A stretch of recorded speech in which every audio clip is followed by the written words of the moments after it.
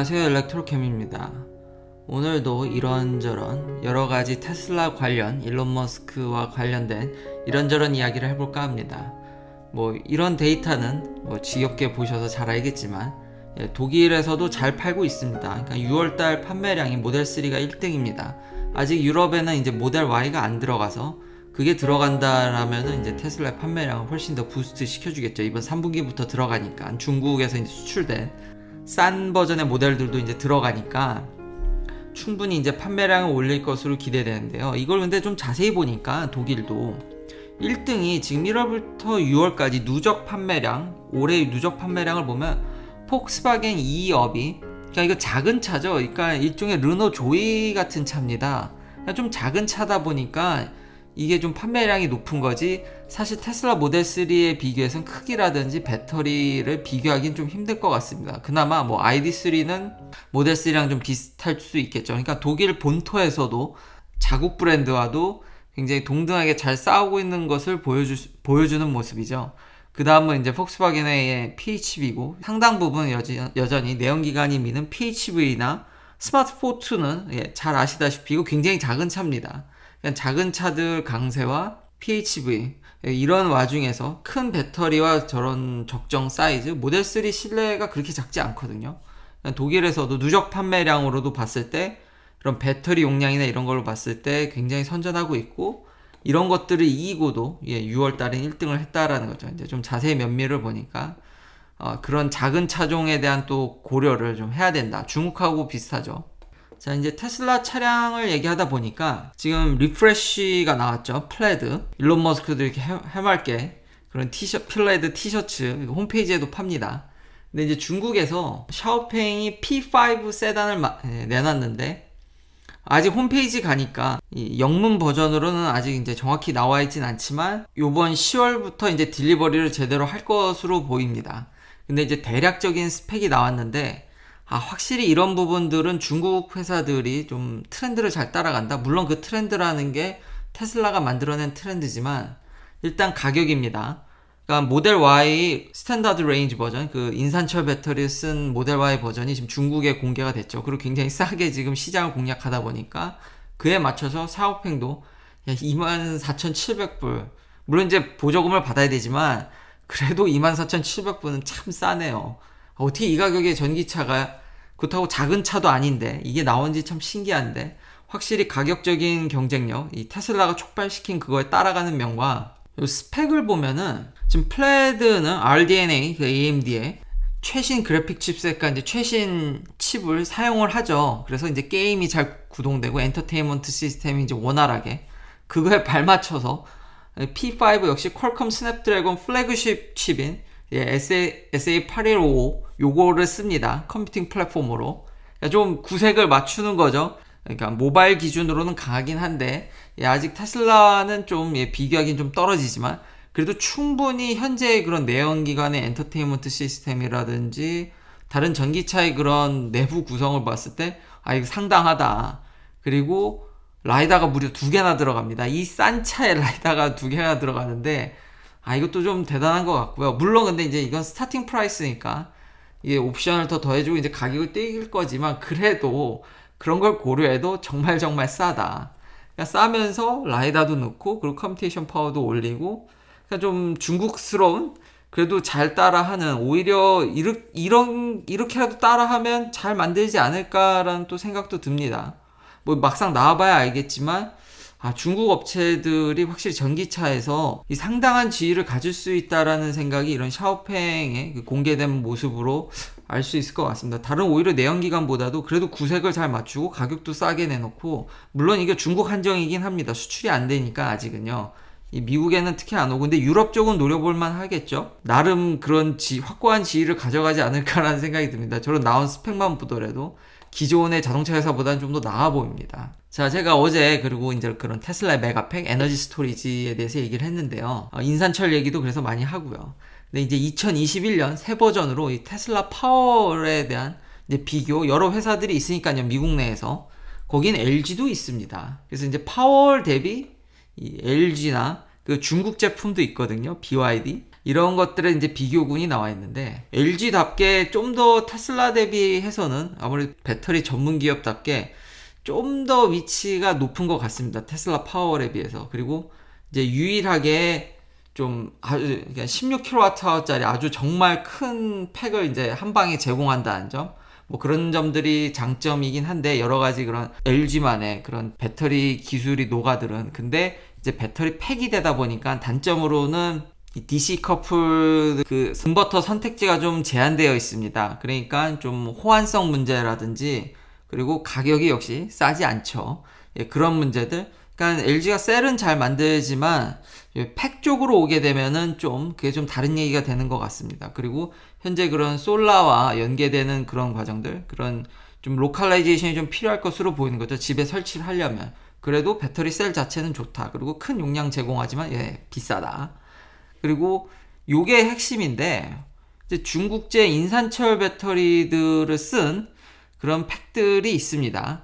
근데 단점으로는 에너지 덴시티가 떨어지니까 당연히 이게 부피를 많이 차지하고 무게도 많이 나갑니다. 근데 집에 설치하는 건데 그게 그렇게 중요한가라고 생각을 했는데, 이게 또 의외로 영향이 있긴 있더라고요. 땅에 묻지 않는 한 이 부피가 상당하다랍니다. 그리고 좀 이 저가형 제품들은 아무래도 제 인버터라든지 이런 것들도 상당한 부피를 차지해서, 이게 집인데도 이 부피라든지 무게, 그래서 공간을 좀 차지하는 이거는 것들이 오히려 그러니까 신경이 쓰인다라는 거죠. 저는 이렇게 에너지 스토리지는 그런 것들의 제약을 덜 받을 줄 알았는데, 집에 설치하는 거는 여전히 영향이 있더라. 아무래도 좀 에너지 덴시티가 높으면은 핸들링이라든지 설치할 때 용이하겠죠. 그 일손도 덜 수 있고, 그런 면들을 제가 너무 좀 낮춰 잡지 않았나 해서 요거를 좀 비교하는 이런 기사를 한번 가져왔고요. 자, 마지막은 이제 우주 얘기입니다. 우주에 대한 얘기인데 스페이스X에 관한 얘기입니다. 뭐 버진 갤럭틱도 있고요. 재미난 기사는, 자, 이제 이런 테슬라의 자율주행이 로켓 쏘는 것보다 힘들다. 그만큼 자율주행을 완성하는 거는 워낙 변수가 많고 시시각각 변하는 다이나믹 인바이먼트에 그게 대응이 안 되기 때문에 로켓보다 더 힘들다라는 얘기들이 많은데, 그거에 대응한다고 해야 될까요? 그러니까 우주에서 그러니까 AI를 이용한 이런 자율주행은 지상에서 하는 자율주행보다 훨씬 더 복잡하고 어렵다라는 얘기입니다. 그러니까 로켓 쏘는 건 모르겠는데 그 로켓 쏴가지고 우주로 이런 캡슐을 자율주행으로 이렇게 보내는 것들은 무지무지 어렵다. 이유는 모션이 더 많다. 360도로 돌고 버티컬, 호리젠털 여러 가지 피지컬 모션들, 그런 것들이 훨씬 더 다양하다. 그러니까 우리가 생각하기엔 우주엔 아무것도 없어서 그런 길 같은 거를 고려할 게 있나? 근데 실제로 드물지만 잔해라든지 다른 위성이라든지 여러 가지 이런 충돌 위험들이 있는데, 그 리스크가 훨씬 더 크다라는 거죠. 우주에서는 훨씬 더 제한된 공간에서 길은 뻥 뚫려 있지만 훨씬 더 제한되고 어려운 상황, 그리고 한 번이라도 그런 충돌이라든지 이런 게 났을 때 전혀 이제 매니징이 안 되죠. 그냥 끝나는 거죠. 우주에서의 한번 그런 충돌이나 이런 것들은 정말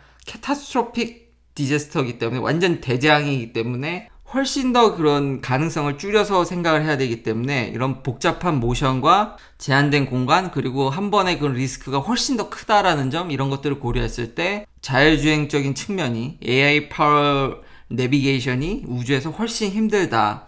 이런 것들을 생각해 봤을 때 무인 항공이죠. 그런 것들, 이제 시간, 시리 투 시리, 그런 때 무인 드론들을 띄우는 게 하늘길은 더 자유로워서 당장 자율주행이나 이런 게 가능하다라는 의견도 있지만, 이런 우주에서의 자율주행이 훨씬 어렵다라는 의견을 생각했을 때, 그리고 하늘에서 뭔가 일이 터지면은 역시 물론 우주보다는 쉽지만 매니징하는 게 훨씬 더 어렵다라는 걸 고려하면은 이 또한 쉬운 일이 아닐 수도 있겠다. 드론을 이용한 하늘길에서의 그런 자율주행이 의외로 어려울 수도 있겠다. 꼭 그렇다는 거 아닙니다. 근데 그런 의견도, 그러니까 하늘에서만 하면 쉬울 줄 알았는데 그 우주를 지금 대비해 보니까 그게 어렵기 때문에 요런 면도 한번 고려해 볼 수 있지 않을까. 그러면서 이제 경쟁사들 비교 내용인데요. 최근에 버진 갤럭틱의 CEO 분이 이제 우주 관광에 이제 성공하셔가지고, 우리가 첫 번째로 이런 관광 상품을 했다. 그리고 요 두 분이, 리차드 브랜슨이 굉장히 일론 머스크와 좀 친분이 있고, 일론 머스크 역시도 이제 우주여행을 스페이스X가 아니라 이제 버진 갤럭틱을 타지 않나, 뭐 그런 얘기도 나오고 있거든요. 그래서 간단히 요 세 회사를 지금 비교를 하면 요즘 논란이 참 많죠.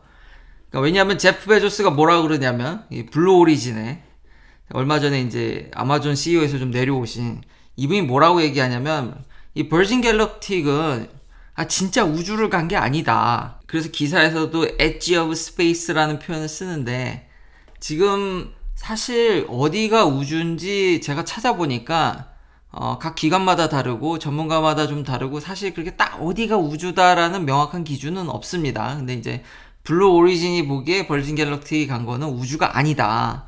그냥 지구 바운더리에서 매우 높은 쪽을 갔다. 이제 그걸 이제 블루 오리진 기준으로 이제 100km를 가야 되는데 100km 정도 떨어진, 근데 이제 버진 갤럭틱은 한 80km거든요. 그래서 좀 제가 찾아보니까 전문가들이 거기를 가나 80km를 가나 그 탑승객이 느끼는 차이는 뭐 그렇게 드라마틱하지 않다라고 합니다. 뭐 이쯤 가면은 다 무중력을 느낄 수 있고 이래서 굳이 그거를 뭐 따져야 되나 뭐 그런 얘기들이 많더라고요. 블루 오리진이 좀 이런 견제하는 모습이 좀 재미있기도 해서 이렇게 가져오게 됐고요. 당연히 이제 비이클 타입이 다르죠. 이 블루 오리진은 실제로 로켓을 쏴서 정말 우주인 같이 이제 거기서 이제 캡슐로 이제 돌아오는 형태라면은, 이 버진 갤럭틱이 쓴 거는 비행기로, 그러니까 하이 알티튜드 에어플레인으로 가가지고 거기서 다시 2차로 쏴가지고 이제 비행기를 날려서 거의 우주 근처까지 로켓 엔진으로 쏴서 거의 근처 가서 이제 내려오는 거는 글라이딩에서 이제 착륙하는, 이제 비행기로 착륙한다는 거죠. 이제 에어플레인이라는 거죠. 그랬더니 뭐 이런 것도 비교를 하는지 참 이런 것들이 근데 홍보에 도움이 되겠죠. 좀 너무 어린이틱한데, 이제 윈도우 사이즈도 비교합니다. 이제 버진 갤럭틱은 에어플레인 사이즈 윈도우로 이제 바깥을 보니까 이건 비행기다 이거죠. 이제 비행기로 관광한 거지 그게 어떻게 우주선이냐.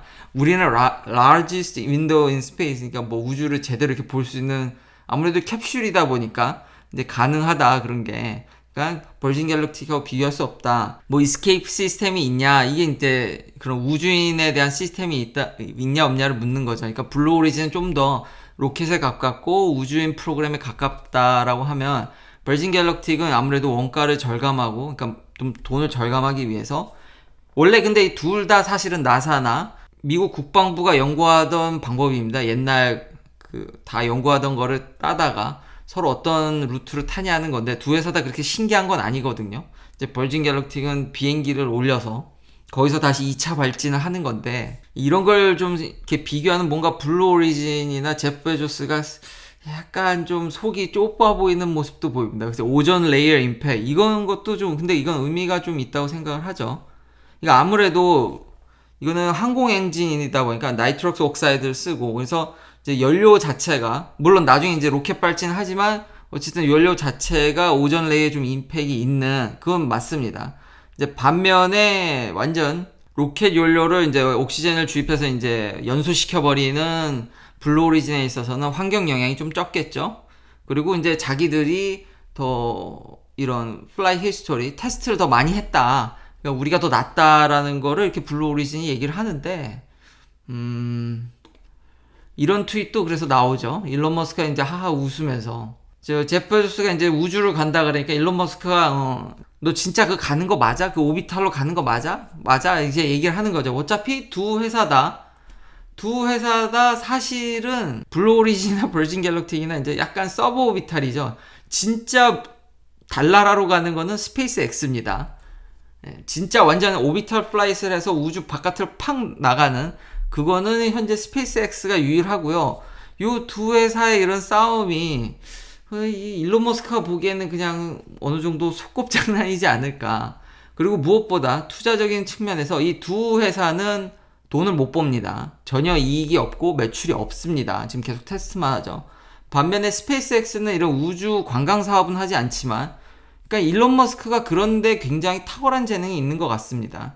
그러니까 빨리 좀 미래적인 아이디어를 현실화해서 소비자들한테 어떻게 좀 전달할까. 그러니까 실제 상품화를 잘 한다는 거죠. 그러면서 이제 돈을 벌리는. 그러니까 그러니까 스페이스X는 이렇게 해가지고는 돈이 안 나올 것 같으니까, 예를 들면 그런 카고 서비스, 그러니까 이것도 사실 어떤 좀 특수 상품이죠. 그러니까 일반인 대중을 상대로 하는 게 아니라, 그래서 이제 수익이 안 난다라고도 보는 사람도 있지만, 어쨌든 나사의 컨트랙을 딴다든지, 그러니까 이게 대중 상대로 돈이 안 되니까 나사라든지 그러니까 국가의 프로젝트를 따다가 꽤 많은 수익을 내서 돌아가고 있는 중입니다. 물론 적자가 나긴 하지만 실제로 돈이 일단 벌린다라는 거죠. 그러니까 적자 되더라도. 이 두 회사는 완전 테스트 중이고, 여기는 스페이스X는 돈이 어쨌든 들어오는 구조이기 때문에, 전에도 얘기했지만 전혀 이건 테스트적인 면과 실제로 상품이 나와서 그래도 수익이 어느 정도 돈이 레비뉴가 있는, 뭐 아직은 좀 힘들지만 그래도 꽤 큰 금액들을, 국가에 정말 수조 원에 달하는 프로젝트를 따내고 계속 스타링크라든지 이런 걸 런칭하는 스페이스X가 제가 봤을 때는 훨씬 더 위라고 생각이 됩니다. 그리고 이런 사람이 완벽히 돌아갔을 때, 지금 제프 베조스랑 좀 사이가 안 좋아서 이렇게 좀 리차드 버슨을 좀 편들어주는 것 같지만, 스페이스X도 나중에 우주 산업에 뛰어들지 않을까. 지금 실제로 우주인을 보내니까요. 그걸 좀만 좀 잘 가다듬으면은 충분히 스페이스X도 이 사업에 뛰어들고도 남을 것 같다. 단지 지금 안 들어가는 이유는, 지금 여기 다 테스트하고 두 회사 다 지금 허덕이고 있죠. 그렇지만 스페이스X는 국가 프로젝트 따서 돈도 벌면서 하여튼 이게 되어간다라는 점. 실제 뭔가 제품이 나오고 어쨌든 레비뉴 이 파이프라인이 도니까, 그런 면에서 스페이스X가 훨씬 더 우위에 있는 것 같긴 합니다. 긴 영상 시청해주셔서 감사합니다. 내일도 테슬라 관련 이야기들로 찾아뵙겠습니다.